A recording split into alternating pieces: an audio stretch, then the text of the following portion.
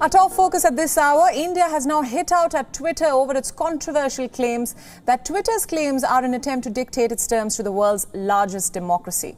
In a strongly worded statement, the Indian government says, and I quote, "Through its actions and deliberate defiance, Twitter seeks to undermine India's legal system." It also added that, and I quote, "Twitter needs to stop beating around the bush and comply with the laws of the land."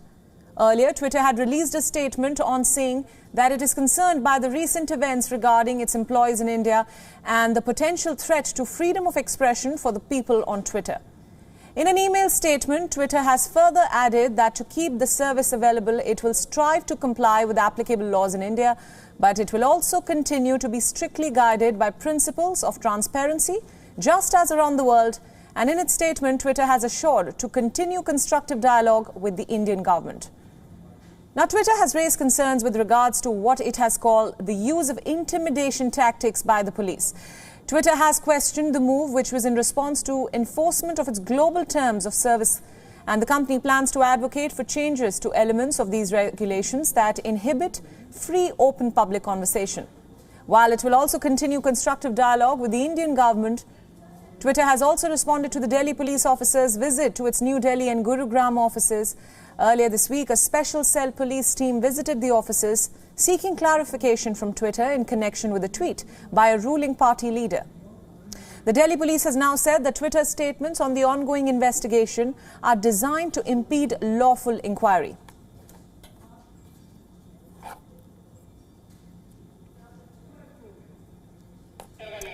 Now, for more on this story, WION's principal diplomatic correspondent Siddhant Sibil is joining us live on this broadcast. Siddhant, thanks so much for joining us. Now, a strong statement coming from the Indian government which says that Twitter's claims are an attempt to dictate its terms to the world's largest democracy, that is India. Tell us more about this strong worded statement.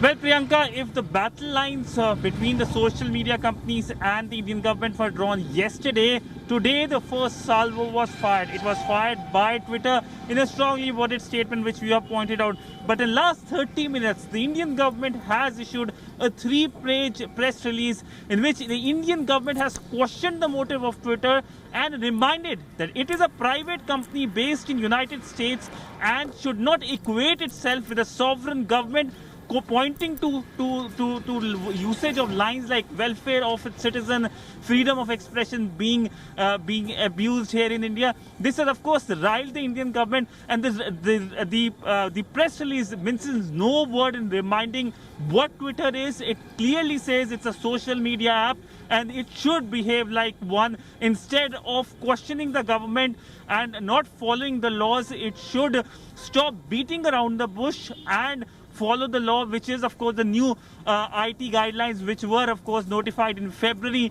and came into effect yesterday. We know that Twitter hasn't followed the new rules. It, of course, stands alongside various social media apps like WhatsApp, questioning the entire new rules which came into effect, and, of course, can face criminal charges. In fact, the Twitter statement came in the backdrop of Delhi police personnel visiting the Twitter India offices here in NCR, and now the reaction coming. Yesterday we saw how WhatsApp had in a sense gone to the court, filed a writ petition against the right of privacy being violated by the new IT rules. Right, absolutely. Siddhant, stay with us. I'll come back to you for another question. Joining us now for an international perspective on this story is our New York correspondent, Susan Teherani. Thanks for joining us, Susan.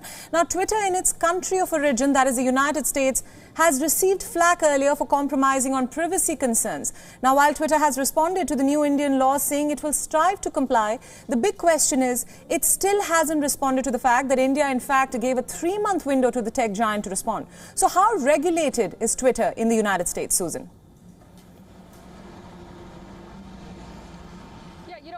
It's interesting.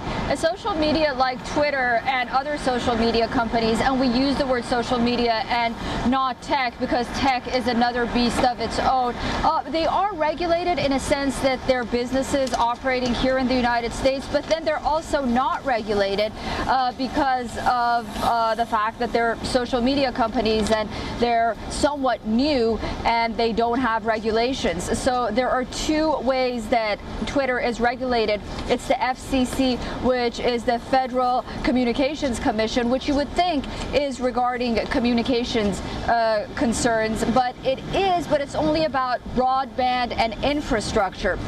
And then you have the Federal Trade Commission that really is a watchdog for trade, that really looks at Twitter just like any other business. I mean, there are influences, executive influences from the government, maybe from the United States President or Congress, but these are usually recommendations to private companies, and I think this has been a concern a lot of times for privacy issues and freedom of speech issues, that at times Twitter had decided to take it upon itself to be the arbiter of truth during the elections here in the United States and whatnot. And so state laws, for example, in California, had tried to sort of regulate their own laws based on different states in the United States, but then again, that's very murky as well. So regulated, but unregulated, really.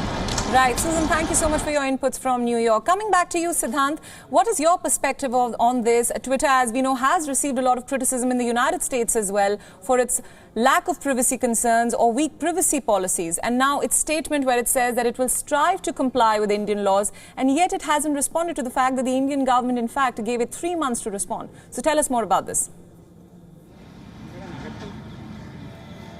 Well, we have seen these runoffs happening between Indian government and Twitter in the past as well, but this has become very serious today with the releases by both sides, the statement by Twitter and the very, very strong statement by the Indian government. In fact, the statement which has been put out by the Indian government points out to several things which Twitter has done, which has angered the Indian government.